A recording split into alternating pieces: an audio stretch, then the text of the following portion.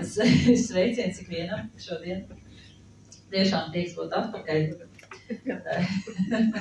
Prieks būt atpakaļ šeit īrijā. Un tiešām šodien arī ir super foršs laiks. Bet mēs aicinām ikvienu pievienoties jau šo sestdienu. Mums būs tāda vasaras ballīte. Un tiešām jūs laipni aicināti. Būs barbecue, būs stēles, būs mūzika. Un tiešām, ka mēs varam būt sadraudzībā latviešu vidū.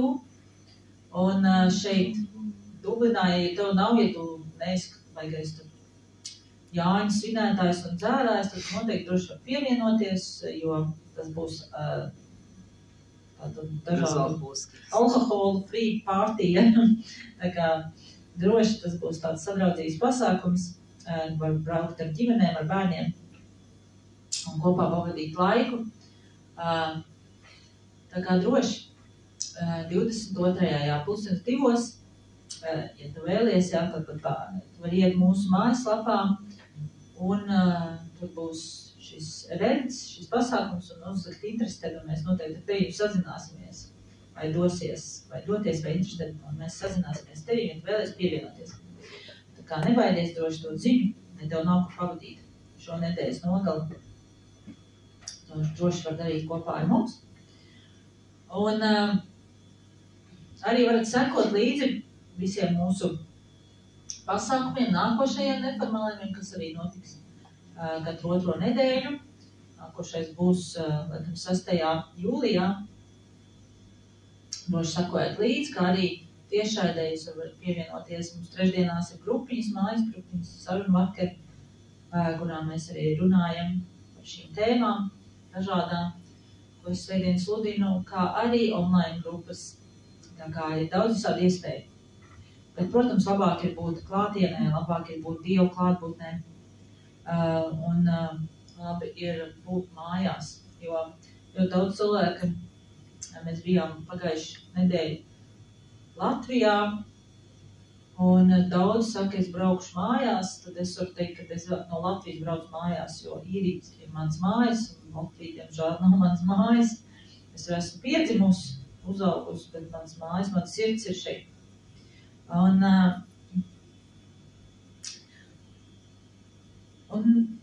kā lai saka, kādam tas var, mēs šodien arī runāsim par to, bet kāds var saprast, kāds var nesaprast.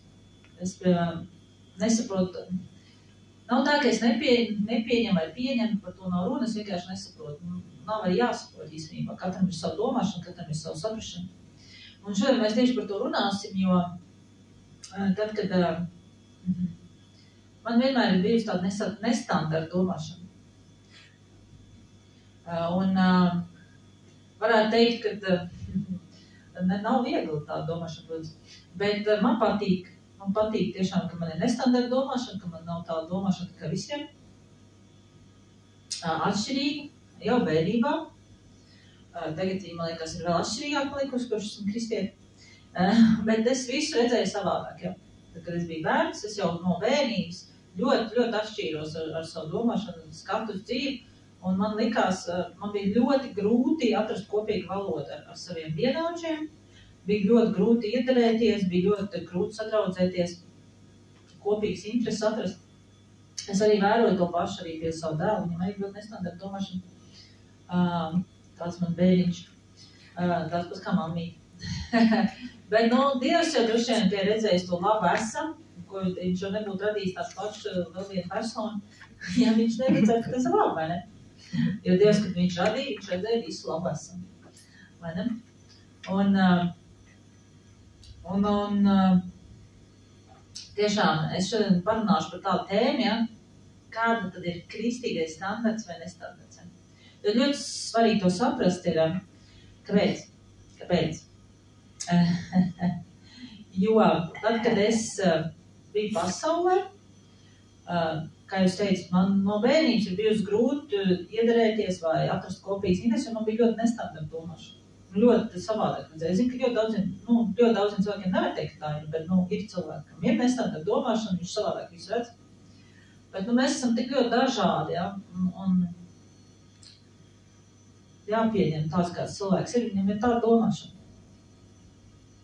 Bet tad, kad es kļuvu par kristieti, tad man bija tāda ilūzija, es teikšu ilūziju, daudziem vēl projām tāda ilūzija, ka, es iederēšos. Ja tu lasi Bībeli, tad, mīlestība, tur vienotība, tur bla, bla, bla, bla, bla, višas abās lietas, bet tā viss ir ilūzija, jo realitāte pavisam savādāk, draugi. Es negribu, lai mēs kā kristieši arī dzīvot kaut kādā ilūzijā, ja? Par to, ka tagad būs viss forši, tagad man tik ļoti mīlēs un pieņems par to, kāds tu esi un rūpēsies un gādās, ka tas ir ļoti tālu no realitātes īstenībā. Un, diemžēl, pat esot kristietībā, esam saskārusies ar vairāk nosodījumu un pretestības un tā tālāk nekā esot pasaulē. Diemžēl, tā ir. Ir ceļš ar cilvēkiem, kur ir bijuši dziļā vai ir dziļā reliģijā, jo viņi dzīvi Dievu nepazīst, un tās kastītes, kas viņiem ir, tā kastīte ir tik maziņa, ka tu tur nelien iekšā tajā kastītē, kas viņiem galvā. Diemžēl tā ir. Bet mēs par to šodien parunāsim. Un ko tad mums vajadzēja darīt? Ja mums ir nestandarta domāšana, ja mums ir savādāk, ja mēs visu redzam savādāk. Kas tad ir tas standarts? Un kas tad ir nestandarts? Vai vispār tas ir pieļaujams? Un ko mums darīt? Vai mums vajag visiem pielāgoties, lai iederētos, lai būtu pieņemtiem, lai būtu tādiem, tā kā vispār, vai mums vajag būt tā kā visiem vienādiem, vai ne? Vai ir kaut kāds standarts vispārībā, kam mums vajadzētu atbilst kā kristietim? Un vai mēs varam būt arī nestandarts? Un vislabākais piemērs, uz ko mēs varam šī dzīvē raudzīties, ir Jēzus Kristus. Jo viņš ir visu standarts un visu nestandarts. Un kā to pareizi saprast, es jums tūlīt arī par to mēs runāsim. Standarts tāpēc, ka viņš ir Dievs. Un mēs varam skatīties tikai uz viņu, jo viņš ir mūsu standarts un standarts. Bet nestandarts, tāpēc, ka viņš bija arī cilvēks. Pilnībā Dievs un pilnībā cilvēks. Un kā cilvēks viņš bija pilnīgs nestandarts. Jo, ja mēs lasām Bībeli, tad viņš bija pavisam savādāks. Ja? Viņš lauza standartus, viņš lauza reliģisko domāšanu, šo aprobežoto domāšanu. Viņš izaicināja reliģiskos prātus. Viņš darīja tādas lietas, kas tajā laikā likās pilnīgi nepieļaujams, un kaut kas jauns, kaut kas nedzirdēts. Viņš bija pilnīgi absolūts nestandarts. Bet viņš bija cilvēks, pilnībā cilvēks un pilnībā Dievs. Un Jāņa evaņģēlijas 5, 19, 20 saka, kas tad bija Jēzus standarts? Pēc ko tad Jēzus vadījās? Un te ir rakstīts,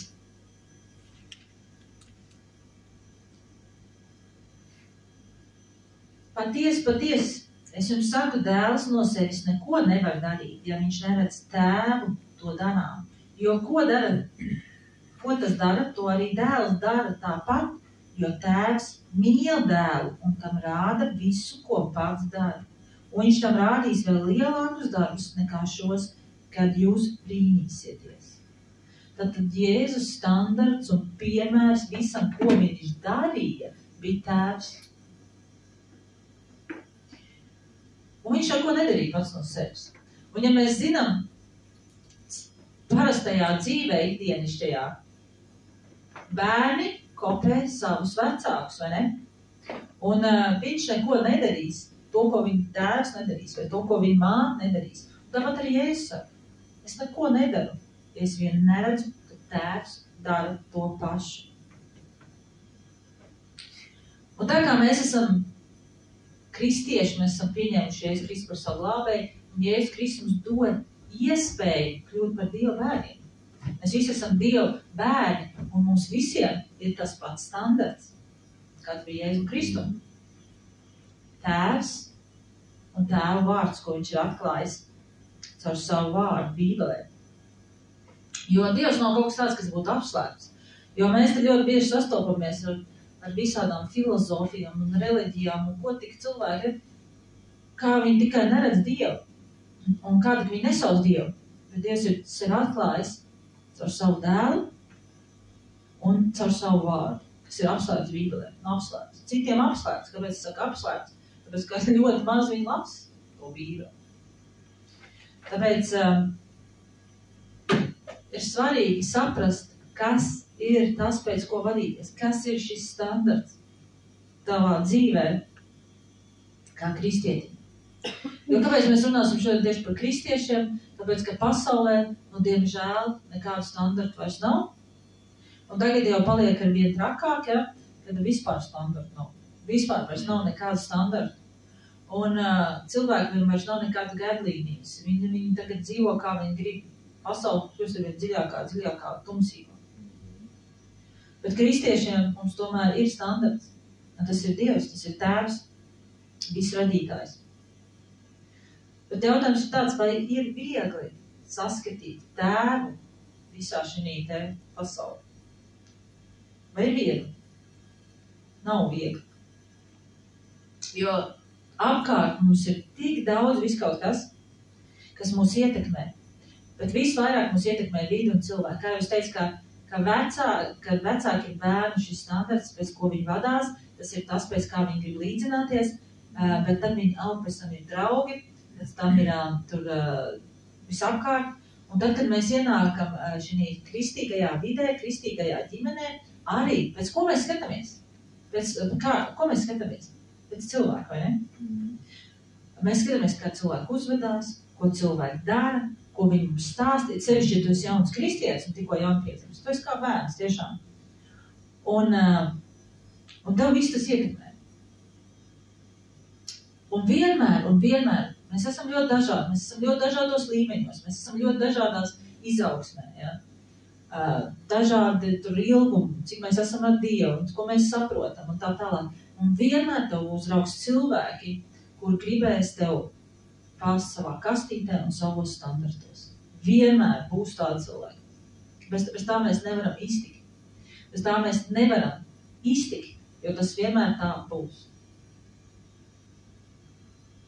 Un svarīgi tāpēc ir skatīties uz Tēvu.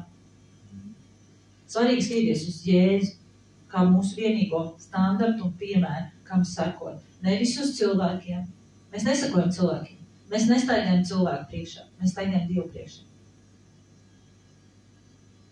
Amen.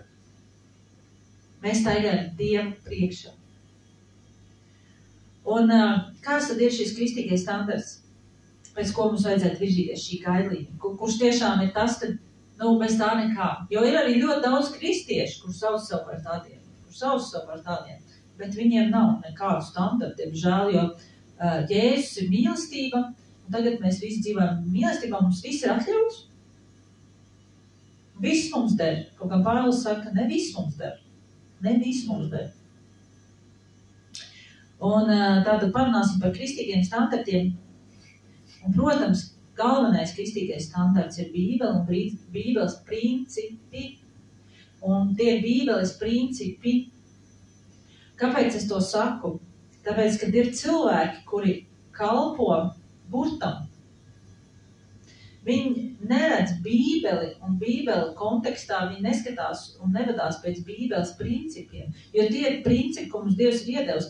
Tu nevari pielāgot to, kas ir 2000 gadus atpakaļ bijis mūsu dienām.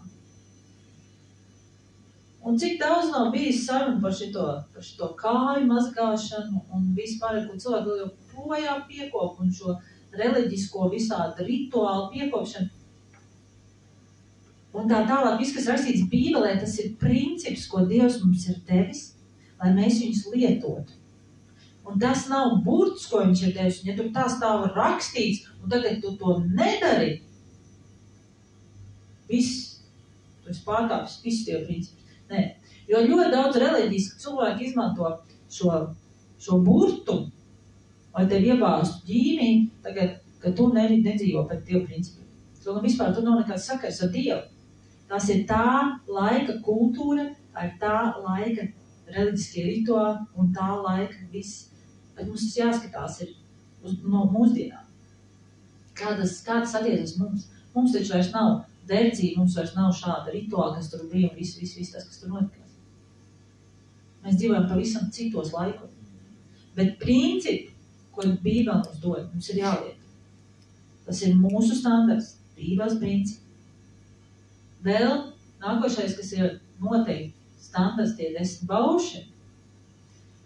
Un Jēzus, jūs zināt, ka to visu ir salicis 2, ja, mīl Dievu, ar visu savu sirdi, ar savu spēku, ar prātu un savu tuvāko kā sev pašu. Un vēl viņš visu to ir paaugstinājis. Mums ir paaugstināts standarti. Mums nav vecās darības standarti, mums ir paaugstināti. Un šeit jau vairs runa nav par to, ko tu tikai dari vai nedari.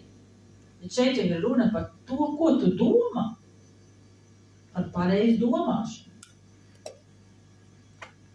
Jo, kā mēs zinām, mēs arī domās varam grēkot, vai ne? Bet to neviens neredz. Tikai tu to zini, Dievs to zini. Tas ir starp tevi un Dievu. Un nākošais ir svētums, kas ir ļoti, ļoti svarīgi. Svētums standarts, ko ļoti daudz mūsdienās kristieši kaut kā to ir vai nu pārpratuši, vai nolikuši maliņā, vai plauktiņā, vai kā to teikt. Bet 1. Pētera 1.16 saka, kad Dievs grib, lai mēs esam svēti. Viņš saka, esiet svēti, kā es esmu svēts. Kad Dievs viņš ir svēts, un viņš grib, lai viņa cilvēki dzīvo pēc svētuma standarta, jo tu esi viņa templis. Un tu esi tas, kurā Dievs mājo. Un svētums, tas ir standarts, tā ir gaidlīnija. Dievs nos šo līniju. Tātad šeit ir svētums un te ir grēks. Un tu nevari viņu pārkāpt. Tas ir tavs standarts. Tam ir jābūt tam standartam. Jo ja tu esi pieņēmis Jēzu savā dzīvē, tad tu esi parakstījies dzīvot pēc Dieva standartiem. Un nav svarīgi, jo daudz saka, es tur tam nepiekrītu, vai es šitā to neredzu. Kāda starpība, ko tu redzi, vai kam tu piekrīti? Tu parakstījies, tu staigā pēc šiem standartiem. Tāpēc, ka tu parakstījies, tu pieņem Jēzu, tu seko Jēzu. Nu, tu nevar teikt, nē, es tam nepiekrītu, es tam dzīvošu pēc saviem standartiem. Un tad jau tu vairs neseko Jēzu. Nu, pats galvenais, protams, ir attiecības ar Dievu un tavs personīgais laiks, ko tu veido un pavadi kopā ar Dievu. Bet tas ir ļoti svarīgi, tas ir standarts, jo Jēzus darīja visu, kā viņš redzēja, kā tēvs dara. Kā jums liekas, kā jūs varat kaut ko darīt, ja tev nav personīgas attiecības ar tēvu? Kā? Kur tu to ieraudzīsi? Tu tikai ko redzēsi, ir tas, ko tu pats izdomā, un tikai tas, ko pasaule tev rāda. Viss. Tu nevari tēvu ieraudzīt. Tu nevari savādāk redzēt Dievu, ja tu neveido ar viņu personīgas attiecības. Tas nav iespējams. Tas ir pilnīgi neiespējami. Ja kāds man saka, ka viņam tas nav vajadzīgs, un ka viņš tāpatās var sakot Dievam un redzēt muļķības, tas ir pilnīgs un absolūts muļķības. Jo personīgas attiecības ar Dievu, laiks, ko tu pavadi savā dienā, lasot Bībeli, lūdzot, tas ir ļoti svarīgi, lai tu redzētu tēvu, lai tu spētu saņemt no Dieva, lai tu spētu sakot Dievam. Bet, kā jūs teicu, mēs ļoti atšķiramies, bet, jo mēs esam ļoti dažādi. Katrs redz Dievu savādāk, katrs ir savā līmenī, un katram ir savu domāšanu, katram ir savu kastīti, kādam viņa nestandarta kastīti, kādam viņa ļoti standartā. Ja? 3x3, kādam 6x2, kādam tur visam maziņ. Un mēs gribam, tā kā mēs satiekamies, tad mēs gribam iebāzt to cilvēku, jo kā mēs redzam pasauli, kā mēs redzam cilvēkus, nu, caur savu perspektīvu, vai ne? Un tad mēs gribam to cilvēku iebāzt tajā savā kastītē. Un ja šis cilvēks tajā kastītē neiet iekšā, tad mums ir, mati gaisā un davai tagad. Brūkam viņam visu, nosodam viņu tagad, davai, močiem viņam pa nierē. Jo Jēzus, ja, kā jūs teicu, bija cilvēks, ja mēs runāsim par Jēzus kā cilvēcisko pusi. Ja jūs teicu, viņš ir standarts kā Dievs, bet nestandarts kā cilvēks, jo viņam bija ļoti nestandarta domāšana. Un, ja mēs skatāmies, jo jūs zināt, ka Jēzus bija jūds, ja, pēc izcelsmes, tajā laikā šī jūdu vidē, šī reliģiskajā vidē, viņš galīgi nebija jūdu ticīgo standarts. Pilnīgi tā no tā viņš ir. Jo viņš neļauj sev standartizēt. Viņš neļauj sev kastītē. Jo ļoti bieži cilvēki to grib darīt. Un viņš to neļauj. Jo mums jāsaprot, ka arī mums ir aprobežot domāšanu. Un Dievs grib izmainīt. Viņš grib izmainīt mūsu domāšanu. Mēs nevaram visu laiku dzīvot kastītē. Mums jānāk ārā no kastītes, jo ja mēs dzīvosim kastītē, mēs nekur netiksim. Mēs neko nesasniegsim savā dzīvē. Un mēs visu redzēsim tikai no vienas mazas šauras perspektīvas. Tā kā mēs runājam pirms dievkalpojumu, ja, tāpēc valsts varbūt sākt par kartupeļiem runāt, jo es nevaru saprast tos cilvēkus, kuri sēž tajā dārzā. Es nevaru saprast cilvēkus, kuri iegūda visus savus pūles un savu darbu un savus visu, lai izaudzētu tomātu, gurķu un vēl nezinu. Es nespēju to saprast. Man tas nav saprotams, manai domāšanai tas nav saprotams. Kā var veltīt tik daudz laika dārzam? Man tur pilnīgi nekas neinteresē. Turklāt rabēt man riebjās un stādīt kaut ko man riebjās.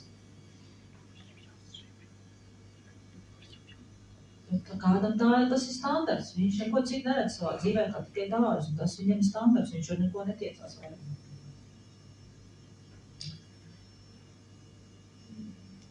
Tad mēs runāsim šodien par Jēzu, par viņa nestandarta domāšanu un ar ko viņš saskārās. Tāpēc, kad Jēzus arī aicina mums līdzināties, lai mēs būtu līdzīgi viņam. Un ja mēs būsim līdzīgi viņam, ja mūsu raksturs būs līdzīgs Jēzum, mēs saskarsimies tieši to pašu, ar ko Jēzus saskārās. Lai jums nav tā, ka jums būtu jādomā par to, ka kaut kas nav ritīgi, jo ja man visi saka, ja, to, un viens saka to, un trešais saka to, un ceturtais saka to, un droši vien, ka man jāmainās un jāpieliek lāgojas šitiem cilvēkiem, jo viņiem noteikti ir taisnība, ne? Un mums ir standarts, pēc ko mums vadīties, bet mums ir arī nestandarts. Ja? Mūsu domāšanai nav jābūt aprobežotai. Jo Jēzus nesaprat. Tā arī tev nesapratīs. Jēzus nesaprat ne viņa radinieki, ne viņa vecāki, ne viņa brāļi, ne farizēji, ne viņa mācekļi, pats nesaprat, ko viņš vispār dara. Viņam neticēja, jo viņš ļoti atšķirās, un viņš laiku saskārās ar nosodību. Un ja jau Jēzus ar to visu saskārās savā dzīvē, tad noteikti arī mēs saskarsimies. Jo, kā jūs teicu, esot kristietībā, esot ar Dievu, esmu saskārusies ar vairāk pretestību, nosodījumu un tā tālāk, nekā esot pasaulē. Tāpēc, ka pa lielam jau pasaulē ir viena alga, kā tu dzīvo. Un vēl Jēzus bija tā ļoti īpašība, viņam patika konfrontēt reliģiskos līderus. Un viņš bija tieši, viņš bija patiesi, jo viņam ļoti nepatika liekulīgi. Bet mēs skatīsimies Bībelē, mēs skatīsimies, ko raksta, kur to saka. Tas rakstīts nebūs uz ekrāna, tāpēc viņš ļoti garas, bet tas vairāk būs kā vienkārši piemērs, ar ko mēs saskarsimies. Noteikti, ja mēs gribam sekot Jēzum, un ja mēs gribam līdzināties Jēzum, un ja mēs skatāmies uz tēvu. Un tā pirmā rakstvieta būs no Jāņa evaņģēlija 2:13 līdz 16. Un tas ir pirmais, ar ko Jēzus saskārās ar šo pretestību. Un interesanti, šī rakstvieta ir Bībelē. Un viņi ir Bībelē. Un viņi parāda Jēzus šo vienu pusi, kur ļoti daudziem nepatīk, sevišķi tiem aprobežotiem reliģiskiem prātiem. Un vienmēr saka šo rakstvietu, viņi taču tur ir. Nē, tas jau tur tā nav domāts. Tas jau tur tā, mēs tā nedrīkstam. Mēs tā nedrīkstam runāt. Ja? Tātad Jāņa evaņģēlijas 2:13 līdz 16. Kas šeit notiek? Jēzus iejāja Jeruzalemē un bija Paskās svētki tuvojās. Te rakstīts, ka Jēzus aizgāja uz Jeruzalemi un viņš iegāja templī, kur viņš atrada vēžu, aitu un baložu pārdevējus un naudas mījējus. Tur sēžam. Viņš iztaisīja pārtaku no auklām, viņš visus izdzina no tempļa, aitas un vēžus un izkaisīja mījēju naudus un apgāza galdus. Tas ir rakstīts, Jēzus to izdarīja. Kā jums liekas, vai tā ir agresīva uzvedība? Vai Jēzus tā varēja darīt? Tas ir normāli. Ne, tas vispār nav pieļaujams. Bet tas ir Bībelē. Bībelē rakstīts, ka viņš tā darīja. Es jau nesaku, ka jums tagad tā jādara. Bet tas parāda Jēzus to, ka viņš nebija mierīgais, tāds visu pieļaujošais Dievs, bet to, ka viņš neļāva savu tēvu namu pārvērst par tirgotāju namu, par šo. Viņš teica, jūs man namu esat pārvērtuši par tirgus, par tirgu. Un viņš sadusmojās, viņš iztaisīja un visi izzināja.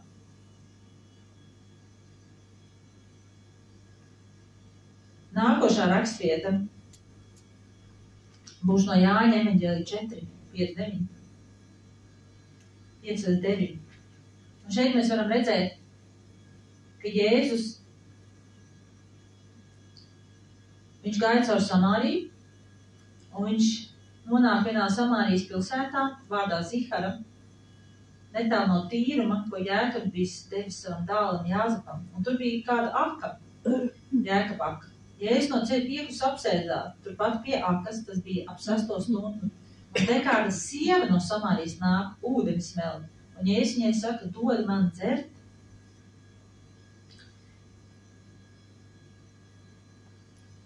Jo viņa mācekļi bija gājuši pilsētā pārtiku pirkt. Un tad samarieta saka, kā tu jūdz būdams prasi dzert no manis samarietis, jo jūdi ar samariešiem nesakājās. Un jums ir jāsaprot, ka tajā laikā sieviete vispār kā tāda, viņai bija maz vērtības. Sievietes neuzskatīja ne par lieciniekiem, viņi nevarēja nodot liecību. Viņas nekas nebija, viņas bija kā bērnu ražošanas mašīnas, ja? un apkalpojušais personāls. Un Jēzus šeit runā ar sievieti. Pirmkārt, viņš bija augstā, ievērojams cilvēks, viņš bija skolotājs, viņš bija rabis, ja? Tātad nepieklājas runāt ar sievieti. Pirmkārt jau. Un otrkārt tā bija samariešu sieviete, ar ko vispār viņa bija ienaidā, ja? Tātad jūs varat iedomāties to situāciju, kāds no malas izskatījās. Tajā laikā kaut kāds tāds baigi foršais skolotājs runā ar kaut kādu sievieti, kur atnāk uz smelt ūdeni. Un 4.27 rakstīts, kad nāca mācekļi, un viņiem tur bija saruna. Un tad nāca mācekļi un brīnījās, ka viņš runā ar sievieti. Brīnījās, ka viņš runā ar sievieti. Tomēr neviens neteica, ko tu no viņas gribi, vai ko tu runā ar viņu. Viņi neuzdrošinājās viņam neko pārmest, bet viņi brīnījās par to, ko viņš darīja. Un viņi nespēja saprast, kā viņš varēja runāt ar sievieti. Tad Jēzus darīja kaut ko, kas ir ārpus standartiem. Jo viņš neskatījās uz statusu, viņš neskatījās uz dzimumu, bet viņš skatījās uz cilvēku. Jo bieži vien mēs mūsdienās satilpamies ar to, un ir sevišķi arī draudzēs, kad uz sievieti skatās savādāk nekā uz vīrieti kalpotāju, ir sevišķi, ja viņi ir augstā kaut kādā vadošā amatā, ja? Kā mācītājs, kā kalpotājs, vispār pat nepieņem ļoti daudz reliģisko cilvēku tādu vispār opšanu, ka tā varētu būt. Un diemžēl tā ir. Tā ir. Citi vēl joprojām uzskata, ka sievietes ir tikai domāts bērnu dzemdēšana. Nākošā rakstvieta 5, no tā pašā Jāņa vispūs, 5, 8, 10.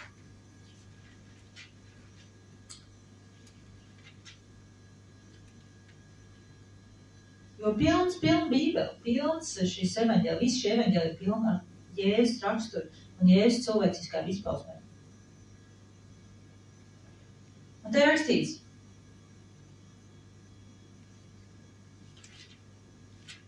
tā lai šķiet. Tātad 5, 8, 10. Un atkal, viņš nonāca vienā vietā, atkal bija svētki, un tur bija šis dīķis, notika pie šie pēc dīķa, viņš izdziedina cilvēku, viņš saka, celies, ņem savu gultu un staigā, un tūdēļ cilvēks kļuva vesels, paņēma savu gultu un sāk staigāt, bet tā diena bija sabats. Rakstīts, ka tā diena bija sabats. Un jūdi sacīja tam, kas bija dziedināts šodien sabats, tev nav brīvi gultu nest.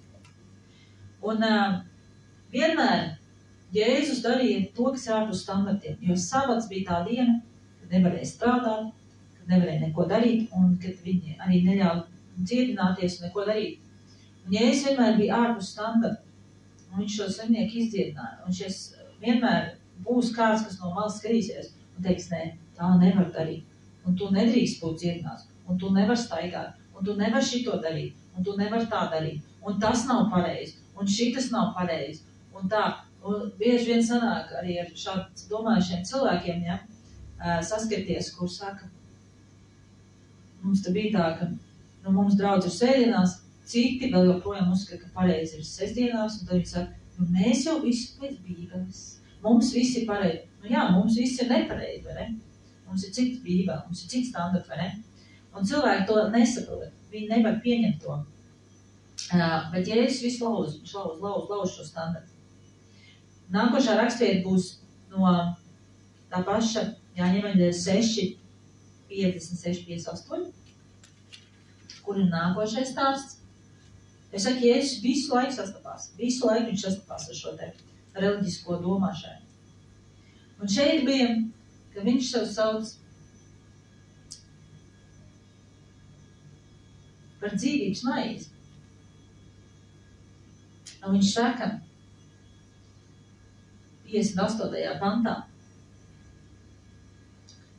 tā ir maize, kas nākus no debesīm, ne tādu, kā ēduši mūsu tēvi, jo tie ir miruši, kas šo maizi bauda, kas dzīvos mūžīgi. To viņš sacīja mācīdams sinagogā Kapernaumā. Tad viņš mācīja par lietām, ko cilvēki nesaprata, kas negāja viņa saprašanā. Un viņš mācīja atklāt, ka viņš ir dzīvības maize un par visām šīm te lietām, ka viņš atdod savu miesu par cilvēkiem, bet viņi to nesaprata.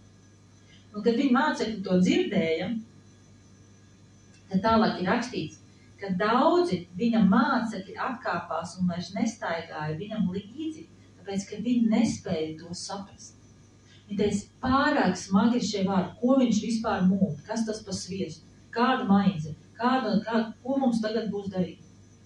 Tad viņa mācekļi nesaprata, ko viņš vispār saka, ko viņš vispār grib, kas ir viņa vīzija, kas ir tas, ko viņš grib, kāpēc viņš vispār ir atnācis. Un viņi atkāpās un sāka iet projām. Un viņi nestaigāja viņam pakaļ. Tad cilvēks, kam nestandarta domāšana, kur citi nesaprot, viņi nespēja sekot tādam, viņi nespēja viņam sekot. Jo bieži vien ir cilvēki, viņi atnāk, viņi paskatās un viņi nesaprot. Tas viņiem neiet viņa boksārīšanas, neiet viņa galā. Ir sevišķi cilvēki, kas ir nākuši no dzīves reliģiskās vides un kur pieraduši. Cik bieži cilvēki nenāk un nesaka, kā, jums nav baznīca? Jo viņiem baznīca asociējās tikai vienīgi ar ēku. Un ja baznīca nav ēkā, tad tā nav baznīca. Jo viņiem nav ne mazākās jausmas par to, ko saka Bībele, kas ir draudz. Tā vadās visām šitām ikoniņām un visiem šitiem krustiem un tā tālāk. Un visām tām lietām, kā var slavēt, kā nevar slavēt, uz celīšiem vai ne uz celīšiem un tā tālāk. Visi šie reliģiskie rituāli, kas ir cilvēkam iet tiešām, viņam tas nav saprotams. Viņš to nesaprot, tas neiet viņa saprašanā. Un tāpēc par to tev nav jāuztrauc, ka daudz cilvēku novērsīsies no tevi un aizies projām, jo viņi nespēj saprast, ko tu saki, viņi nespēj saprast tavu domāšanu. Man patīk vislabāk tas, ka es teicu jau vienā šajā dievkalpojumā, ka man māca kaimiņiem, viņiem baptistu draudzē iet pat blakus. Un ka viņi noskatījās man dievkalpojumu, viņi uzreiz palika nenormāli dusmīgi, jo viņas boksā tas neiet iekšā. Un viņai tas ir kaut kas nepieņēmams, un viņai tas ir kaut kas drausmīgs. Jo viņi to nespēja savienot, un viņi to nespēja uzņemt. Nākošā rakstiet 7, 3-5. Un šeit nākošais ir par to, ka, kā jau es teicu, arī tavi tuvākie cilvēki tev var nesaprast. Jo mēs te bieži runājam par to, ka nesaprot ne tavu māsa, ne tavu vecāki, ne tavu brāļi, tev nesapratīs. Jo pēc viņa domāšanas, tas, ko tu dari, tas ir pilnīgi sviests. Un šeit ir tas, kad Jēzus brāļi te rakstīts. Te par Jēzus brāļiem, ja? Te rakstīts, ka bija tādi būdiņu svētki, atkal bija svētki, tusiņš, un viņa brāļi sacīja viņam, aizej no šejienes uz Jūdeju, lai arī te mācekļi redz savus darbus, ko tu dari. Jo neviens neko nedara slepenībā, ja viņš grib kļūt pazīstams. Ja tu to gribi rādies pasaulē, jo pat viņa brāļi viņam neticēja. Un vēl vienā rakstvietā ir reiz, ka viņa vecāki un viņa brāļi atnāca pie viņa un gribēja viņu savaldīt, jo viņi domāja, ka viņš ir sveicis prātā.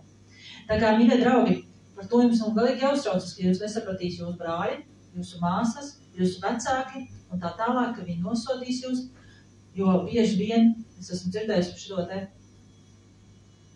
šodien vien mēs pat runājam, varētu tā kliecīs, un to atkal uz to draudzies, un ko tu tur darīsi, un ko tu tur esi pazaudējis, un tā tālāk. Parce, ka viņi nesapratīs. Viņiem tas nav saprotams. Viņiem tas ir pilnīgi, viņi netic tam.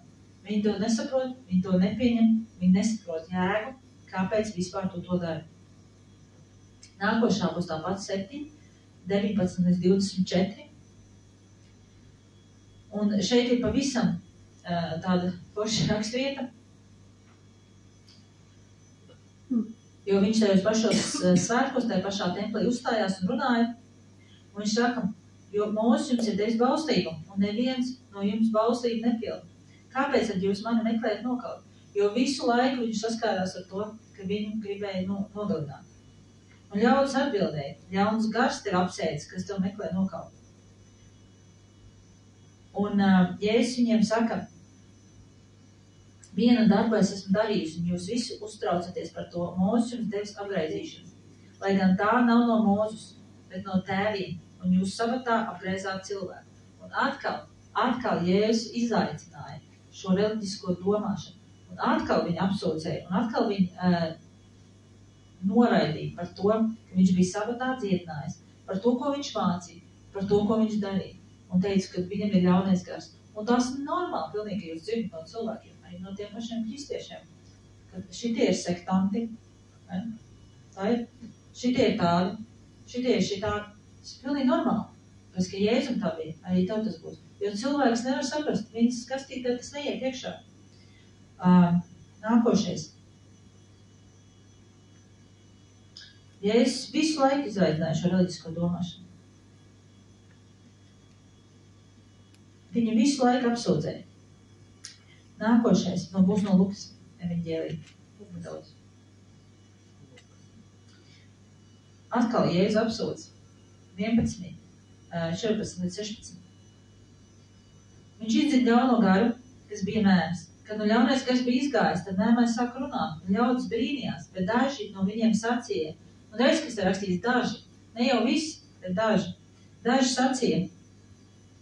Viņš izceļ ļaunos garus savu Belcebulu, ļauno garu valdnieku, bet citi viņu kārdināja prasīt no viņa zīmi.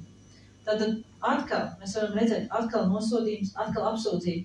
Un šeit jau viņu sauc par Belcebuls ir sātans, par to, ka viņš darbojas sātana varā. Un tas ir pilnīgi normāli. Cilvēki tev apsūdz. Tas ir pilnīgi normāli, ka viņi tev nesaprot. Un pēdējā būs no Lukas 11, 37, 44. Un tātad kāds farizējs viņu ielūdz pie sevis uz azaidu, un viņš iegāja apsēdās. Un farizējs redzēdams un brīnījās, ka viņš nemazgājās priekš ēšanas. Ja domājies, ja? Tātad viņš darīja kaut ko pavisam savādāk. Viņš nemazgājās, jo viņiem bija šis šķīstīšanās rituāls. Viņi vispār neko nedarīja, viņi neko nedarīja, pirms viņi nebija nomukrēti. Jēzus to nedarīja. Ja domājies, pavisam savādāks cilvēks, pavisam savādāk domāšana. Un viņš bija skolotājs. Bet viņam bija visam citu pieeja, viņam bija citu domāšana. Bet tas kungs tam sacīja, tagad jūs farizēji šķīstat kausu un bļodus ārpus, bet jūs iekšpus ir pildīti ar laupiem un lēdī. Jūs bezprātīgie, vai tas, kas radīs ārpus, nav radījis ar iekšpus, bet dodiet, kas iekšā par mīlestības dāvanu, un redzi, viss jums būs šķīsts. Bet vai jums, jūs farizēji, jūs dodat 10. tiesu no mirniem dillēm un visādiem dārza augiem, bet atstājat novārtā taisnību un Dieva mīlestību? Vienu vajadzēja darīt, otru neatstāt novārtā. Vai jums, jūs farizēji, jums patīk sinagogās sēdēt augstos krēslos un pilsētas laukumos tāpat sveicinātiem? Vai jums, jūs esat līdzīgi slēptiem kapiem, ļaudis, kas pār jums staigā, to nezina? Un Jēzus bija arī, kā mēs redzam, diezgan nepieklājīgs, ja? Un viņš nepieklājīgs bija, viņš vienkārši runāja patiesību. Un tad, kad tu runā patiesību, tad cilvēkiem tas nepatīk. Un viņš viņus konfrontē, viņš viņiem stāstīja to, ko viņš redz. Un bieži vien es saskaros ar cilvēkiem, un mums ar to jābūt ļoti uzmanīgiem. Jo sevišķi šī laikā, sevišķi šī vidē, kur mēs dzīvojam. Jo mēs varam pazaudēt šo pareizo fokusu no Dieva un novirzīt šo fokusu uz kaut ko citu, uz sevi. Jo farizēji, kādi viņi bija? Viņi darīja kā visu pareizi, viņi darīja visu pēc bauslības, ja? Viņi darīja viņi bija kā perfekti kristieši, ne? Un citreiz to liekas, vai cik perfekts mācītājs, cik perfekts kristietis, viņš taču visu dara Dievam, ja? Viņi no 10. tiesas, no paša mazākā sīkumiņa atdeva. Ko viņi darīja? Viņi sēdēja augstos krēsos, un viņiem patīk, ka viņus jā, mācītāji, man prieks, ka jums, un kad mācītājs rociņu iedod, un palūdz pa mani, un vēl visu, un tik forši, un viņam tur viss notiek, un tev liekas, perfekts cilvēks, cik labs cilvēks, vai ne? Pat Jēzus viņus brīdina, viņš saka, tu nezini, kas tam cilvēkam iekšā. Man patīk, kad es skatījos vakar, tieši ideāli par šo pašu, jo farizeiskums ir tas, no kā mums ir jāuzmanās. Jo tev var likties no ādas, pilnīgi perfekts cilvēks, pilnīgs perfekts kristietis. Standarts. Bet tu nezini, kas viņam ir iekšā. Un es vakar skatījos liecību par vīrieti, kurš, bet viņš jau ir miris, bet 79. gadā viņš bija mācītājs, draudzē, viņš bija daudz bērnu tēvs, no kur lielākā daļa šie bērni bija pieņemti, viņš bija perfekts, jā, viņš pieņēma bērnus, viņš tur rūpējās un gādāja par viņiem, un jo tie bērni bija tā kā, visi viņi bija no tādām nelabvēlīgām ģimenēm ar traumām, viņš arī tur kandidēja kaut kādām vēlēšanām, un tad viņš bija gan politikā, viņš bija mācītājs, viņš bija perfekts kristieša piemērs. Viņš darīja labus darbus. Un vienu dienu viņš saka, ka pilnīgi parasta diena, viņš iziet no mājām, viņš dodas uz pasti bankus, tagad neatceros, un viņš ejot pa šīm durvīm iekšā vienkārši sabruka uz ceļiem. Viņam pazūd spēks. Tas nav tā kā mūsdienās, jā. Tas bija 79. gads, jā. Tad bija šī savādāk medicīna vispārējais. Un viņš nedomāja braukt uz slimnīcu, jā, vai tur patās kaut ko viņam tā slimnīca netaudīja, bet viņš uzreiz mājās, pirmais, ko dara, iekāp mašīnā, viņš ar pusceļā, ja viņam bija slikti un tā, bet viņš tur pārvarēja, viņš aizgāja mājām un nokrita, ieja pa durvīm uzreiz uz grīdas un izslēdzās. Viņa sieva viņu atrod, viņa saprot, ka viss ir slikti viņam, viņa tagad viņiem ieliek mašīnā, aizved pie ģimenes ārsta, viņa no mašīnas viņa nevarēja izcelt, viņš vienkārši izvēlās no mašīnas, ārsts saprot, ka viss ir slikti, viņš viņu ved uz slimnīcu, tad slimnīcā viņš nogulēja veselu diennakti, viņi saprot, ka viņi viņam nevar palīdzēt, viņu ar ātro palīdzību aizved uz kaut kādu krūtāku slimnīcu, un viņam vajadzēja operāciju, jo viņam bija sprādzis kaut kāds asinsvads, viņam būtībā bija iekšējā asiņošana, un viņš praktiski mīja nosiņot. Es jau nevaru precīzi pateikt, bet tā lieta ir tāda, ko viņš stāsta un dalījās ar savu liecību par to, kad viņš brauc ceļā uz to slimnīcu, uz to lielo slimnīcu. Viņš nomira. Un viņš bija perfekts kristietis. Es jums saku, viņš bija perfekts kristietis. Un kā jums likās? Viņam noteikti vajadzēja debesīs nonākt, ne? Jo viņš tāpēc domāja, ka viņš nonāks debesīs. Jo viņš visas lietas labas darīja. Bet Ablons, jo pirmkārt viņš teica Dievam, ka viņš negrib mirt, jo viņš saprot, ka viņa laiks ir pienācis, viņš lūdz Dievu, lai viņš dod viņam vēl, jo Bībele saka, kad arī mēs varam redzēt Bībelē, kad arī Dievs pagarina cilvēku mūžu, viņš pieliek klāt. 10-15 gadus ir tāda vecā derībā ir tāda piemēra. Dievs apžēlojas, viņš teica apžēlojas, man vēl ir daudz, es vēl neesmu gatavs mirt, jo viņam tur bija vēlēšanas, viņš vēl gribēja to darīt, un to viņam vēl bērnu, un viss. Un eņģeļi viņu aizved pie 3. debesīs pie vārtiem.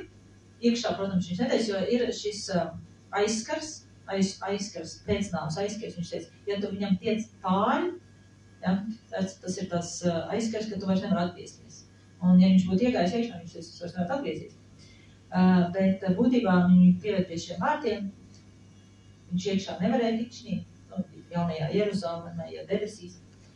Un viņš sāka stāstīt Dievam, ko viņš tik nav darījis, cik viņš ir labs cilvēks, un ka viņš taču mācītājs, un ka viņš taču mīl Dievu. Un tā tālāk, un tikko Dievs viņam pateica, mīļais draugs, tu to visu esi darījis tikai un vienīgi priekš sevi. Nekāds sakars ar Dievu nav tur. Jo bieži vien mums liekas, ka mēs esam tik labi, un es saku, tas, ka mēs ārēji esam labi un daram labas lietas, tas nozīmē, ka mēs mīlam Dievu. Un Dievs viņam skaidri norādīja, ka viņš ir lieklus, ka visu, ko viņš ir darījis savā dzīvē, ir vienīgi meli, un viņš to ir darījis tikai, un lai promotot sevi. Un to es ļoti bieži redzu, ka cilvēki ļoti grib promotot sevi, kā promotot, tas būtu latviski, pacelt sevi, nevis Jēzu, bet sevi. Un internets tā ir ļoti laba iespēja to darīt. Un ka mēs jau sākam skatīties, vai cik mums ir daudz laiku, vai cik mums ir daudz šēri, vai cik mums daudz cilvēku seko, un vai cik mums visi, un galvenais, kā tikai mums cilvēki nepasaka un neredz kaut ko slikti, jo es saku, cilvēki ļoti daudz uztraucās par to, ko par viņiem padomās, kādi viņi izskatīsies, vai tik nepadomās kaut ko sliktu, vai tik es iešu šī standartā. Tā ir tā lieta, no kā mums ļoti vajadzētu uzmanīties, jo tas jau ir farizeiskums, tā nav patiesa, jo Jēzum bija vienalga, kā viņš izskatās. Jēzus darīja to, ko viņš redzēja, ko Tēvs dara. Atcerieties to, Jēzum bija vienalga, kā viņš izskatās, viņš darīja to, ko viņš saņēma no Dieva. Nav svarīgi, kā tu izskaties. Svarīgi ir, ko tu saņem no Dieva, un vai tas ir Dieva prāts, vai tas ir Dieva standarts, vai tu vizies. Un es te nerunāju par grēkošanu, jo ļoti daudz kristiešu grēko un aizbildinās ar to, ar Dievu žēlstību, ar mīlu. Tas nav standarts, draugi. Grēkošana, tas nav standarts. Bet ja tu negrēko, jo ja es saku, es negrēkoju, es daru Tēva prātu, bet tevi nepieņem, un kādam nepatīk varbūt, kā tu dari, ko tu dari, kā tu izsakies, tas ir tāpēc, ka tas neiet viņu galviņā iekšā, tas neiet viņu standartos iekšā. Es jau pateicu, kas ir kristiešu standarts. Bet Jēzus bija ļoti nestandarta. Viņam bija nestandarta domāšana, viņam bija nestandarta uzvedība. Un ka mums nesanāk tāpat kā šim vīrietim, jo atkal mēs Dievam saka, kā tā var būt, ko mēs vispār varam to darīt. Un atkal viņš saka, kamēr viņš bija debesīs. Šobrīd, jo Dievs viņam deva iespēju atgriezties, un viņš viņam iedeva principus, pēc kuriem dzīvot. Viņš saka, un to pašu, ko jau vienā testimonijā teica, 97% cilvēku aiziet vēlēt, un tikai 3 debesīs. Jūs iedomājaties, kā tā statistika? 97% nebūs debesīs. Un, diemžēl, tā ir, tas ir briesmīgi, bet mēs to varam redzēt. Pēc, ka draudzes ir pustuši. Mēs tikai sēžam internetā, ielaikojam, uzrakstam komentu. Un come on, pilnīgi mums nekas neinteresē. Pilnīgi nekas neinteresē. Tāpēc mēs runāsim arī par kalpošanas standartiem un nestandartiem. Es gribu, lai jūs saprotat, ka jums nav jāapliekožo sevi ar to, kā tu vari kalpot Dievam. Nav. Dievam tu vari kalpot visādos veidos. Vienmēr šī draudzē ir standarts, pēc ko es skatos. Galvenais ir, lai tu meklē Dievu, lai tu slāvs pēc Dievu. Ir ļoti svarīgi, tu var redzēt, ka cilvēks meklē Dievu, ka viņš ir izslāvs pēc Dievu. Jo viņš būs gatavs darīt visu, lai viņu iepazītu. Nākošais vēl mācīties nav, tas ir ļoti svarīgi. Jo, ja tev nav vēl mācīties naukt, tu nevari izaugt. Tas vienkārši nav.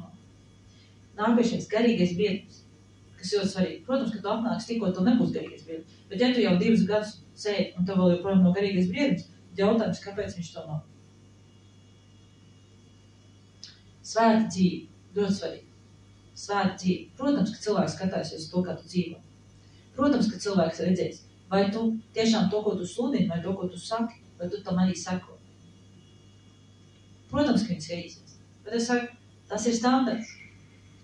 Bet ja tas neiet viņa boksā iekšā, tu dari kaut ko, vai saka, vai rīkojies kaut kā, kas ir ārpus viņa boks, tas ir nestandarts.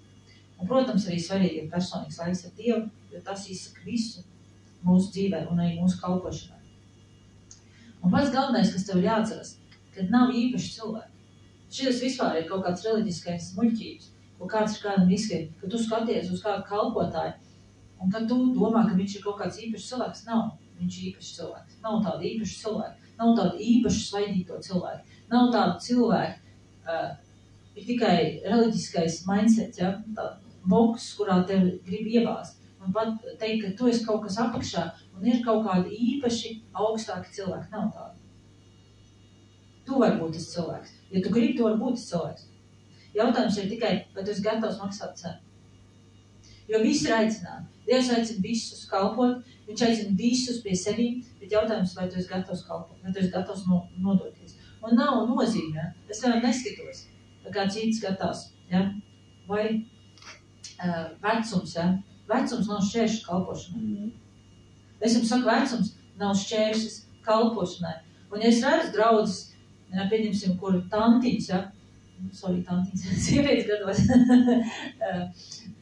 iebāž virtuvē vai kaut kur stūrītī vai bērnus tikai skaities. Nav. Tas nav standarts. Vecums nav standarts, lai nekalpot, kaut ko vairāk nedarīt. Dzimums arī nav standarts. Vai tikai vīrieši var darīt to, vai sievietes tikai var darīt to? Cik es ļoti skatos un bieži šito diskrimināciju draudzēs, ka sievietes tiek kaut kādā otrā plānā noliktas. Tikai es nezinu, bērnu zemdiešanai mājās šito kopšanai. Bet draudz un mājas tās ir 2 atšķirīgas lietas. Etniskā piederība, melns, balts, rozā vai nelikāds. Tam nav nozīmes. Tev jāsaprot. Bet visu izsaka tas, protams, tavu pašu vēl būt kaut kā. Augt Dievā. Augt, darīt, maksāt cenu. Es ieliku tādu, vajag par šo citātu, jo ļoti daudz cilvēku to nesaprot. Viņi nesaprot to, viņi negrib to saprast, jo viņi domā, ka viņi gaidīs, ka viņi noliks malnā, ka viņi ieliks plauktiņā, un kā pienāks laiks, un kaut kas mainīsies. Nekas draugs nemainīsies. Es ieliku tādu citātu 2 veidu sāpes. Disciplīnas vai nožēlas sāpes. Vai disciplīnas vai nožēlas sāpes. Ja tu sev nedisciplinēsi tagad, ja tu nedarīsi tagad, ja tu nemaksās cenu tagad, pēc tam tu raudāsi par to, ko tu neesi izdarījis, ja tu nožēlos par to, ko tu neesi izdarījis. Un nevajag likt malā un gaidīt, jo arī cūka Āfrikā ir cūka. Un ja tu domā, ka tu nevari izdarīt tagad, un ka tu izmainīsi apstākļus, ka tu kaut kur aizbrauks vai kaut kas cits, un ka tu kaut kas mainīsies, tad nekas nemainīsies. Nekas tavā dzīvē nemainīsies, kamēr tu nesāks maksāt cenu šeit. Tagad. Nekas nemainīsies. Ļoti daudz to nesaprot. Ļoti daudz to nesaprot. Viņi gaida un grib izvairīties, bet mēs nevaram izvairīties. Mēs nevaram. Tie ir 2 principi. Mums jāmaksā cena, lai mēs kaut kas būtu. Tāpēc, piemēram, kad es aicinu cilvēks kalpot, es viņiem vienmēr dod iespēju. Vienmēr dod iespēju pierādīt sev. Jebkurā darbā, kur tu aizies, to neviens nemaksās vairāk naudas, kamēr tu sev nepierādīsi. Kamēr tu nepierādīsi, ka tu esi uzticams, kamēr tu nepierādīsi, ka tu gribi augt, kamēr tu nepierādīsi, ka tu gribi kaut ko vairāk darīt, ka tu vari kaut ko vairāk izdarīt. Tas pats ir arī draudzē. Tu vari būt jebkas, ja tu augsti pēc Dieva, ja tu gribi pieaugt. Ja tu gribi kaut kas būt, tad būs tāda iespēja būt. Bet ja tu nekas negribi būt, ja tu gribi visu laiku sēdēt savā kastītē, tu vari sēdēt savā kastītē arī 50 gadus. Nekas tavā dzīvē nemainīsies. Es jums gribu teikt, Dievu, draugi, ka mums jāiet ārā no kastītēm. Mums jāiet ārā no šitās aprobežotās domāšanas, kurā mēs paši sevi esam iebāzuši gadiem sēdot. Vieglāk ir tiem cilvēkiem, kur paši ir atraduši Dievu. Kur paši man ir paveicies. Es saku, Dievam, paldies, man ir paveicies, es pat atradu Dievu. Man neviens viņu neuzspēja, man ģimenē neieaudzināja, man reliģiskā vidē neielika. spētu atrast Dievu. Tie cilvēki, kur paši atraduši Dievu, viņiem ir atvērta domāšana. Viņi savādāk redz lietas. Tie, kur nāk no reliģiskas šitās te vīdes, viņiem ir ļoti aprobežota domāšana. Diemžēl ir ļoti, tāpat kā, kad Dievs izved Izraēlu no Ēģiptes, ja, viņš viņu izved no Ēģiptes, no verdzības, bet verdzību viņš no viņiem ārā nevarēja dabūt. Tāpatās arī cilvēks var iziet no reliģijas, bet reliģija ārā dabūt no cilvēka ir ļoti grūti. Ļoti grūti. Tāpatās arī ģimenes standarts, sociālais standarts. Jo visu laiku man grib, es vienkārši katrā vietā, kur es aizēju, es jūtu, ka man grib kaut kādā standartā ielikt. Kā man būtu tagad jādzīvo, kā man būtu jāuzvedās, kā man būtu jāizskatās. Ne tā es izskatos, ne tā es uzvedos, ne šito es daru. Reku, man ģimene, tas ir kristīgais standarts. Nu nav tā. Nu nav rakstīts nekur, kādam tagad ir jābūt ģimenes standartam. Jā, ģimenē. Bībele saka, kad ir vīrs, ģimenes galva, kurš gādāja sievu un ir bērni. Bet tas nav rakstīts, ka tev tā jābūt tagad ģimenei. Ja tu gribi, tu var būt viens. Ja tu gribi, tu būtu var neviens, jā, būt. Galvenais, lai ģimenes standarts nav vīrietis un vīrietis, jā. Tas nav ģimenes standarts. Bet man patīk, kā Pāvils saka. Jo, ja es biju viens, viņam nebija ne sieva, ne bērni. Pāvils bija viens, viņam nebija ne sieva, ne bērni. Viņi bija nestandartā. Pāvils saka 1. korintiešiem, ko viņš saka? Viņš arī saka tiem, jo kādreiz cilvēki, kāpēc saka par ģimenes standartiem, par sociālajiem standartiem, jo kādreiz cilvēki pirmie, kas nāca draudzē iekšā, viņi bija vergi, viņi bija, viņiem bija visāds, viņi tur bija bagāti, tur bija jūdi, tur bija pagāni, visādi, tur tāds miksi bija. Ja?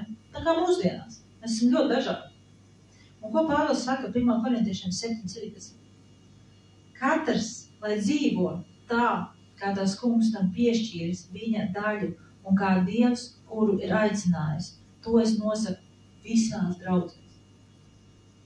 Viņš saka, dzīvo tā, kā tev Dievs ir piešķīris tavu daļu.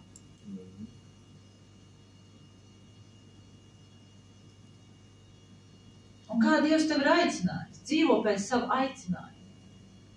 Jo es saku, ļoti daudz cilvēkiem ir, tu nevari pateikt, ka šis cilvēks ir nestandarts, ja viņam ir savādāk, ja viņš saprot savādāk. Ja. Jo viņš saka, kas ir apgraizīts aicināts, lai nebaidās, kas neapgraizīts, lai nekāds. Kurš ir precējies, lai nāk kāds ir. Kurš ir neprecējies, lai nemeklē sievu. Viņš saka, neesiet, kas ir kaut kādu standartiem, jums nav jādara, kādi jūs esat aicināti. Esiet tādi, kādi jūs esat aicināti. Kādu daļu jums Dievs piešķirs, kā jūs redzat. Kā Dievs tev ir aicinājis, kāds ir tavs aicinājums. Kāds tu esi tavs nāc pie Dieva. Un tālāk viņš saka par ģimenes standartiem. Tā pašā korintiešiem 7:25-40. Viņš saka par jaunamām. Viņš saka, man nav nekādas pavēles no Dieva. Bet viņš saka, es izsaku tikai savas domas, kam tas kungs piešķīra savu žēlstību. Viņš saka, šajā laikā, kas ir tagad, cilvēkam labāk palikt tāpat. Viņš saka, ja tev ir sieva, nemeklē šķiršanos. Bet, ja tu esi bez sievas, nemeklē sievu. Ja dodies laulībā, nav grēks. Ja jauno dodas laulībā, tā negrēko. Bet viņš saka, problēmas jums būs. Viņš brīdina. Grib precēties, būs to problēmas. Grib sievu, būs problēmas. Bet viņš saka, tas nav grēks. Ja tu esi kristietis, tu gribi būt viens un tu gribi kaut ko Dievam, labi. Ja tu gribi precēties, labi, tas nav grēks. Viss ir atļauts. Bet viņš saka, es saku, laiks ir īss. Viņš saka, laiks ir īss. Izmantojam šo laiku gudri, draugi, jo laiks ir īss. Tādēļ turpmāk precētie, lai kā neprecētie, kas raud, kas tādi, kas neraud, un kas priecājas, kas tādi, kas nepriecājas, un kas pērk, kas tādi, kas negrib paturēt, un kas šo pasauli lieto kā tādi, kas to nelieto, jo šīs pasaules kārtība paiet. Bet es gribu, ka jūs būtu bez zūdīšanās, neprecētais rūpēs par tā kunga lietām, kā patīk tam kungam, bet precētie rūpēs par pasaules lietām, kā patīk sievai, jo viņu sirds ir dalīta. Saprotiet, tad, kad mēs iestājāmies laulībā, tad Pāvils saka, mūsu sirds ir dalīta. Piemēram, kā es to redzu? ja es saprotu, ka es esmu aicināts no Dieva, es gribu kalpot Dievam, tad, ja tu iestājies laulībā, ja tu dzemdē bērnus, tas, diemžēl, traucēs to kalpot Dievam. Jo tavs sirds ir dalīta, tev būs jārūpēs par ģimeni, tev būs jārūpēs par bērniem un tā tālāk, un tas tev traucēs kalpot Dievam. To Pāvils pasaka. Viņš saka, bet ja tu esi saņēmis, ka tu gribi kalpot Dievam un nodoties Dievam, tad tā nemaini. Nemeklē sievu, nemeklē attiecību, netais bērns, kalpo Dievam. Tas ir daudz svētīgāk. Bet, ja tu esi precējies, tad gādā par savu sievu. Tavs sirds ir dalīta, bet neaizmirst arī, ka tev jākalpo Dievam. Viņš saka, neprecētās jaunas rūpēs par tā kunga lietām, lai būtu svētas visā garā, bet precētās rūpēs par pasaules lietām, lai patikt vīram. To es jums saku pašiem par labu. Negribēdams apmest cilpu, bet kā jūs godīgi dzīvojat, pie tā kunga turēties bez mitēšanā. Galvenais ir turēties pie Dieva. Bet kā Pāvils saka, tavs sirds ir dalīta. Viņš saka, bet ja kāds šķiet, ka nodara pāris vai jaunavai, tā iet pāri par gadiem, lai viņš dara kā grib. Viņš negrēko, lai tā ir dodas laulībā. Bet kas savā sirdī ir nolēmis un kam ir pietiekoši gribas spēks, paturēt savu jaunu neprecēt, tas, lai tā dara labi. Tātad, kas izprecina savu jaunu dara labi, bet kas neizprecina dara labāk. Viņš saka, sieva, kas saistīta, un pie vīra, kamēr tas ir dzīves, bet ja vīrs mirst, tad viņa ir brīva un var aprecēties, ar ko vien vēlas. Bet tikai turoties pie kā kunga. Bet sēdīgāk, viņš saka, manuprāt, ir, ja tā paliek tāpat. Es domāju, ka man ir Dieva gars. Tad mēs varam redzēt, ka Pāvils saka, nav jau tāda kaut kāda standarts, viņš saka, es tā domāju, ka tā būtu labāk. Viņš saka, jūs varat darīt, kā jūs gribat, kā jūs savā sirdī esat nolēmuši. Viņš saka, Dievs ir piešķīris tev savu darbu, viņš ir tevi aicinājis, un cik daudz tu saproti savā dzīvē, tik arī tu dari. Kas ir tavā sirdī, tik arī tu dari. Un nav tā, ka tagad kaut kāds standarts vai nestandarts. Galvenais ir, kas ir tavā sirdī, un vai tas tev patīk. Vai tas tev liek justies labi, ja? Bet tad, kad Dievs radīja pasauli, viņš redzēja visu labu esam. Un ir dažādas ģimenes, ir dažādi. Man patīk man ģimene, pieņemsim. Man patīk. Varbūt kādam tas nestandards, varbūt kāds vispār nesaprot, ja? Tas mūsu joks un tā tālāk. Man vienalga. Man patīk. Es jūtos labi. Man ģimene jūtās labi. Tas ir pats galvenais. Un man nav jābūt tur, es nezinu, 10 bērni kaut kas tās. Man patīk tā, kā ir man, un es tā gribu. Man tā patīk, un es gribu kalpot Dievam. Tas ir man prioritāte, tas ir mans numur 1 prioritāte, kalpot Dievam. Kāds negrib, viņš var darīt, kā viņš grib. Nav nekā standarta.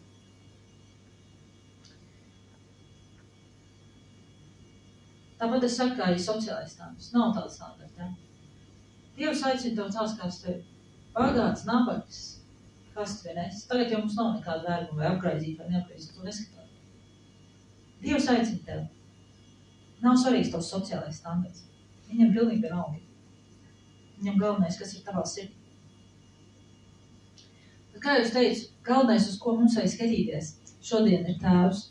Tāpēc, ka tā ir, draugi, ka cilvēki mums gribēs uzspies visādi standarts, un tev tagad tā iedzīvo, un tev šitā jādzīvo, tagad tev vajag būt šitām, un tev vajag būt šitām, un tev vajag darīt šitām, un nav labi, ka tu dari šitām, kā jūs teicat. Nu, ko Bībele saka? Nav. Nav tā. Kādu daļu tevi piešķir, kā tu jūti savā sirdī, kā tu redzi savu aicinājumu, tā tu arī dari. Tā tu arī dari. Galvenais skait uz Tēvu. Galvenais ir redzēt Tēvu. Galvenais ir ieraudzīt viņu. Ja tu staigā Dievu priekšā, atceries vienmēr, ka tu staigā Dievu priekšā. Ja es vienmēr teicu, ka staigā Tēvu priekšā, ko Tēvs redz darot, to es daru. Ko Tēvs dara, es daru. Ko Tēvs runā, es runāju. Ko Tēvs saka, ko Tēvs lūdzu. Es staigāju Dievu priekšā. Es nestaigāju cilvēku priekšā. Ja es staigātu cilvēku priekšā, tad man vajadzētu tādā kastītē ielīst, ka es būtu tik ļoti nelaimīgs cilvēks, ka es nevarētu pat kājas pastāvēt. Bet es nestaigāju. Es staigāju Dievu priekšā. Man pilnīgi vienalga, ko par mani domā, un pilnīgi vienalga, ko par mani runā. Un tev arī vajadzētu būt vienalga. Galvenais, ka tu staigā Dievu priekšā.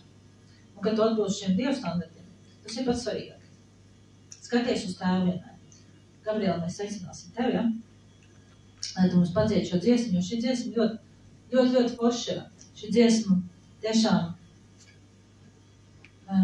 liek atvērt mums acis, jo ir svarīgi, ka mēs redzam tēvu. Ir svarīgi, ka mēs sekojam tēvam, ka mēs viņu standartiem sekojam, ka mēs viņam sekojam, ko viņš mums grib rādīt. Un ka mēs ļaujam svētam garam runāt uz sevi, ka mēs ļaujam viņam vadīt sevi, ka mēs neskatāmies uz to, ko cilvēki mums saka. Dievs pasaka, mums nevajag tos cilvēku reliģiskos viedokļus vai šitos viņu boksus, kurās viņi bāž mums iekšā. Nevajag to visu. Mēs staigājam ne cilvēku priekšā, bet Dievu priekšā. Tāpēc Dievs tev lūdz, ka tu atver tiešām šīs acis, Tēvs, ka tu atver šīs acis, Dievs, un tiešām ikvienam, kuram viņas ir apmiglotas, kur pelns ir apmiglojis šīs acis, es lūdzu, ka tu, Tēvs, salauž šos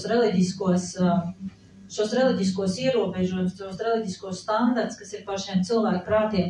Tiešām, Dievs, es tev lūdzu, ka viņi spēja ieraudzīt to, kāds tu esi, Dievs. Jēzu, es tev lūdzu, tāpēc, ka tu esi nācis, lai tiešām parādītu, kāds ir Tēvs, lai parādītu, kas ir patiesība, tiešām, Dievs, lai parādītu, tiešām, Dievs, mēs tev lūdzam, ka tu paņem no šitās klapus, kas uz šām acīm ir uz šiem prātiem aprobežotiem. Tiešām, Dievs, es tev lūdzu, ka tu atver mūsu sirds acis, atver mūsu gara acis, lai mēs spējam ieraudzīt tevi, Tēvs, ka tu sēdi savā godības krēslā, ka tu sēdi savā godības tronī, ka mēs varam uz tevi skatīties, Dievs, ka mēs neskatāmies uz cilvēkiem, ka mēs neskatāmies uz cilvēku vai uz šiem viņu iegribām, uz šīm viņu reliģiskajām domāšanām, uz šiem viņu standartiem tiešām, Dievs, bet ka tu esi mūsu standarts. Ka tu esi mūsu standarts un mūsu nestandarts, tiešām, Dievs. Ka tu esi tas mūsu piemērs, kam mums vajadzētu sekot, tiešām, Dievs. Mēs tev pateicamies, kungs, ka tiešām tu esi mūsu visvarenais Dievs Tēvs, tiešām, Dievs. Mēs tev slavējam, mēs pielūdzam, pateicamies, tiešām, Dievs, ka mēs tev varam sekot, ka mēs visi varam būt patiesi Dievu bērni, tiešām, Dievs. Ka mēs neklausāmies pasaules padomos, ka mēs neieklausāmies, ko pasaule mums saka, ko kāds mums mēģina iebāzt kaut kādā šī kastītē, bet ka mēs klausāmies tavu balstu, Tēvs. Paldies tev, Dievs, visvarenais. Mēs slavējam tev un pielūdzam. Tiešām atver mūsu acis un saprašam un apzīt tiešām, lai mēs spētu saprast, Dievs, kāds tu esi un sekot tev. Mēs varam skatīties uz tevi vienīgo Tēvu, un kad neko mēs nedarām bez tevis, Tēvs, jo ko tad mēs varam darīt bez tevis, Dievs, neko. Bērns neko nevar redzēt, darīt. To, ko viņš neredz, ko Tēvs dara, tiešām Tēvs parāda mums, ko tu dari. Tiešām mums ir vajadzīgs redzēt, ko tu dari, Tēvs, ka mēs varam sekot tev, ka mēs varam darīt tās pašas lietas, ko Jēzus ir darījis, tiešām. Bet tu, kungs, Jēzus saka, tiešām, jūs tās pašas lietas darīsiet un vēl lielākas. Tad mēs arī saskarsimies ar to pašu, ko tu, Jēzus, saskāries. Tāpēc dod mums spēku, dod mums izturību, māci mums būt un staigāt patiesībā un garā. Paldies tev, Tēvs. Paldies tev, kungs Jēzu, ka mēs varam līdzināties tev, ka mēs varam staigāt tos pašus ceļus, ko tu esi staigājis, un darīt tās pašas lietas, ko tu esi darījis. Slava un pateicība tev, Jēzus Kristus vārdā. Amen.